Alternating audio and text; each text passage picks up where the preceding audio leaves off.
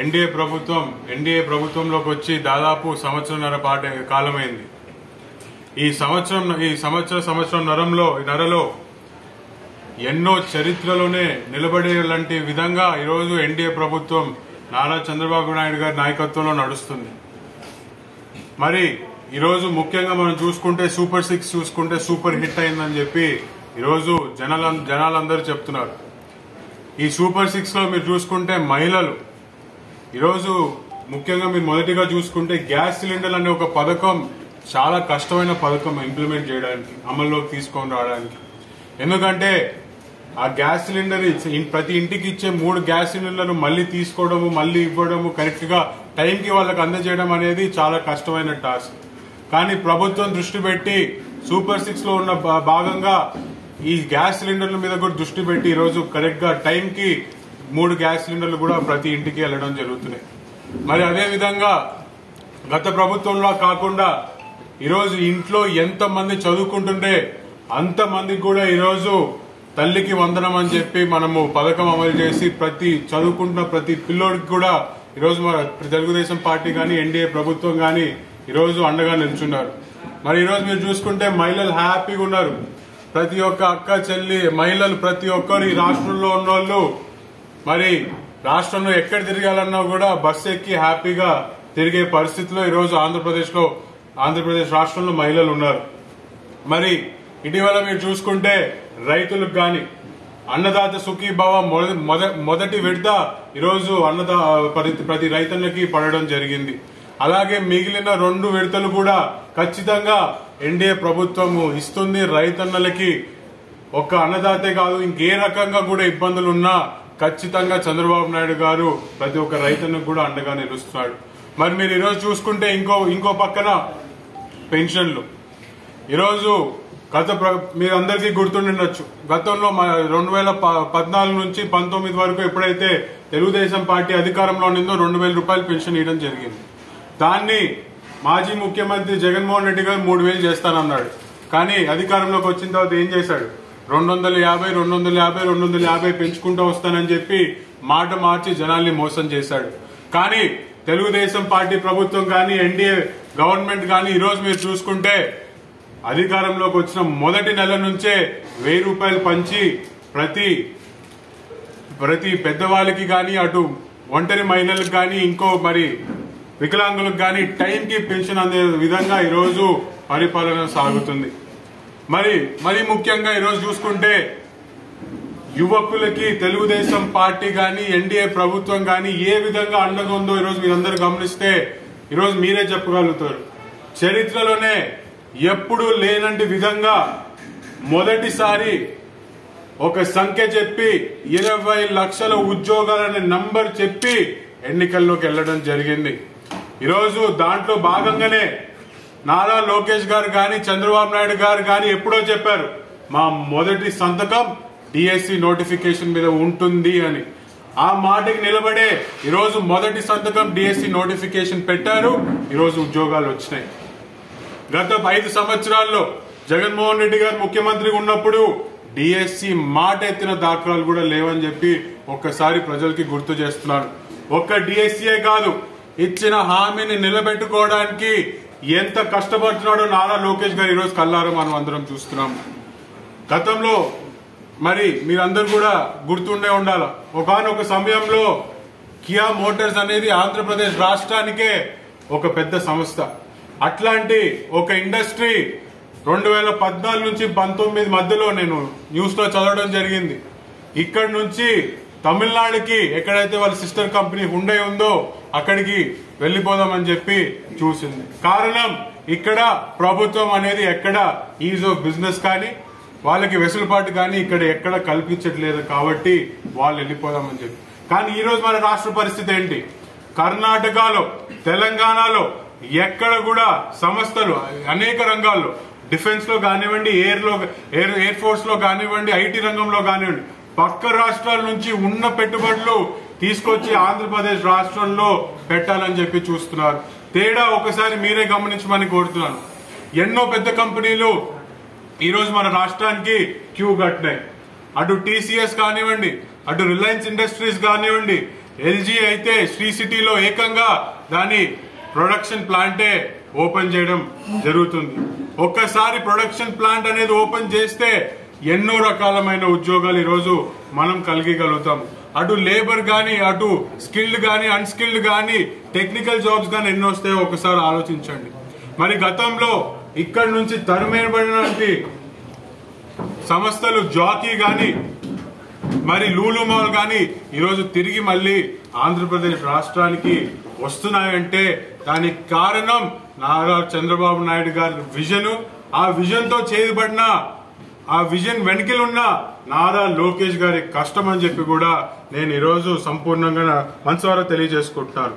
మరి ఒక పక్క సంక్షేమము, ఒక పక్క అభివృద్ధి, ఒక పక్క పెట్టుబడులు, మూడు కలిపి ఈరోజు రాష్ట్రాన్ని ముందరికి తీసుకొని వెళ్లే పరిస్థితి. ప్రభుత్వ పాలన ఈ విధంగా సాగుతున్నప్పుడు ఈరోజు వైసీపీ నాయకులు ఈరోజు తప్పుడు ప్రచారాలు చేసి జనాల్ని తప్పుదావ పట్టించే పరిస్థితి.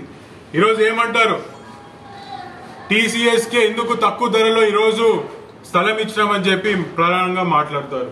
ఈరోజు టీసీఎస్ కి మనము తక్కువ ప్రైస్ కి ల్యాండ్ ఇవ్వడంలో తప్పేంటని నేను ప్రశ్నిస్తున్నాను. ఈరోజు కాస్త కూస్తా ఆ ల్యాండ్ ఉంటే ఏం చేసేవాళ్ళు?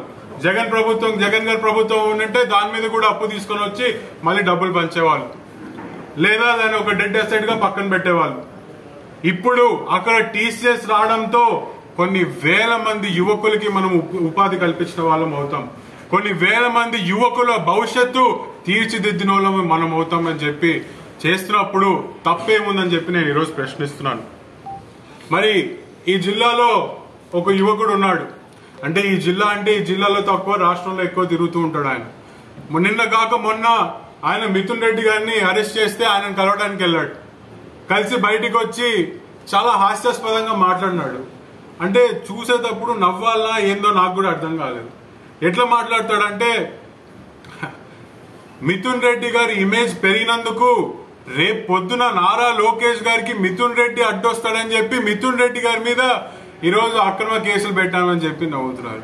అసలు నేను నవ్వుకున్నారు జనాలందరూ, నాతో పాటు చూసిన వాళ్ళందరూ కూడా నవ్వుకున్నారు. అసలు నీ స్థాయి ఏంటని నేను ఈరోజు ప్రశ్నిస్తున్నా. నీ స్థాయి లోకేష్ అన్నని ఇంకో నాయకుడికి కంపేర్ చేసే స్థాయి నీకుందా అని చెప్పి ఈరోజు నేను ప్రశ్నిస్తున్నాను. ఇదే సైకో పాలనలో 2014 నుంచి 24 మధ్యలో ఒక సైకో పాలన నడిచింది. కొన్ని వేల మంది తెలుగుదేశం పార్టీ కార్యకర్తల మీద అక్రమంగా కేసులు పెట్టారు. ఈ సోషల్ మీడియాలో ఒక పోస్ట్ పెట్టినందుకు ఆలగడ్డలోనే కొన్ని వందల మంది మీద కేసులు పెట్టినారు. ఈరోజు వాళ్ళ ఆస్తుల మీద పడి దోపిడీ చేస్తున్నారు.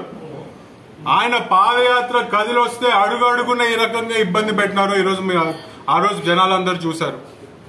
కొత్త జియోలు వచ్చినాయి. రాత్రికి జియోలు తీసుకొని వచ్చినారు. పాదయాత్ర జరగకుండా అడుగు అడుగున పోలీసు వాళ్ళు అడ్డుకుంటారు. కొన్ని పాదయాత్ర సమయంలోనే కొన్ని వేల మంది కార్యకర్తల మీద కేసులు. ఎన్ని కేసులు వేసినా, ఎన్ని రకాలుగా ఇబ్బందులు పెట్టినా ఆ రోజు పాదయాత్ర ఆయన కదిలొచ్చాడు. మాలాంటి ఎంతో మంది కార్యకర్తల మీద కేసులు పడినా, ఆ రోజు ఇబ్బందులు పడిన ప్రతి ఒక్క తెలుగుదేశం పార్టీ కార్యకర్తకి ధైర్యం ఇచ్చే విధంగా ప్రతి అడుగు పాదయాత్ర సాగించాడు మీ సైకో పాలనలో. తన తండ్రిని వదిలేసి, బిడ్డని భార్యని వదిలేసి ఎన్ని ఇబ్బందులు పడ్డారో కల్లారా ప్రజలందరూ చూశారు. ఈరోజు ఆయన ఒక్కడు ఏకతాటిగా నిలిచినందుకు యావత్ తెలుగుదేశం పార్టీ కార్యకర్తలు ఎక్కడున్నా ఒకటే ఆయన కష్టాన్ని చూసి పనిచేశారు.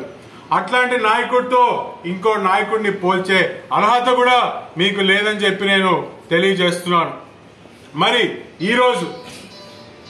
ఈరోజు ఆంధ్రప్రదేశ్ ఒక స్టేట్, రైజింగ్ స్టేట్ ఆఫ్ ఇండియాగా ఉందంటే దానికి కారణం నారా లోకేష్ గారు. ఈరోజు మీరు స్నానం చేయకుండా డావోస్ కి పోయింటారేమో, చలి ఎక్కువ ఉందని డావోస్ కి పోకుండా ఉండింటారేమో, కానీ లోకేష్ అన్న ఒక డావోస్ కే కాదు, ఎక్కడ ఆపర్చునిటీ కనిపిస్తే అక్కడికి వెళ్లి ఈరోజు ఆంధ్రప్రదేశ్ రాష్ట్రానికి పెట్టుబడులు తీసుకొని వచ్చిన ఘనత నారా లోకేష్ గారిది. మరి మొన్నటికి మొన్న మీరందరూ చూసుంటారు, నేపాల్లో మన తెలుగు జనాలు ఎంతో మంది ఇరుక్కొని ఉండినారు, ఇబ్బంది పడుతున్నారు.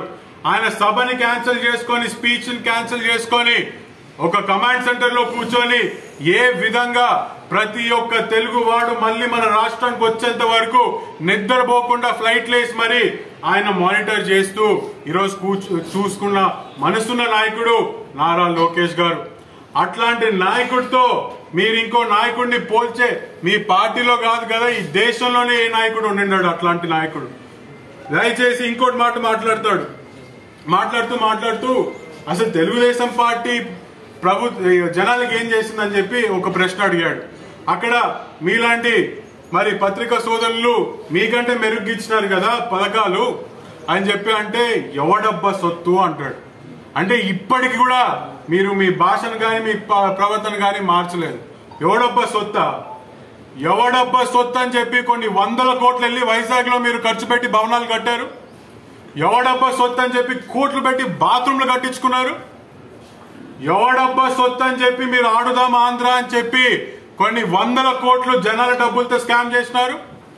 ఎవడబ్బా సొత్తు ఇదంతా? 100 కోట్ల స్కామ్, 100 కోట్లు మరి ఆడుదాం ఆంధ్రాకు ఆ రోజు బడ్జెట్ అలోకేట్ చేస్తే ఆ 100 కోట్లు కూడా సరిపోదని చెప్పి మళ్ళీ స్టేట్ ఫండ్స్ లో చిల్లు పెట్టినారు. ఆడుదాం ఆంధ్రాలో ఏం జరిగింది? 100 రూపాయల బ్యాట్ ఉందనుకోండి, ఉదాహరణకి 400 రూపాయలు చూపిస్తారు. ఆ 100 రూపాయల బ్యాట్ 4 బాల్ ఆడంగానే బ్యాట్ ఎరిగిపోతుంది. ఆ బట్టలు ఒకసారి వేసుకుంటే ఇంకోసారి వేసుకునే పరిస్థితి లేదు. ఇవన్నిటికంటే పెద్ద జోక్ ఏంటంటే ఆడుదాం ఆంధ్ర అనే కాన్సెప్ట్ ఎందుకు వచ్చిందండి? చిన్న ఊర్లలో పల్లెలలో ఎవరైనా స్పోర్ట్స్ లో బాగా ఎంకరేజ్ చేయాలని చెప్పి వాళ్ళని పైకి తీసుకొచ్చాలని చెప్పి ఆడుదాం ఆంధ్ర. కానీ జరిగింది ఏంటి?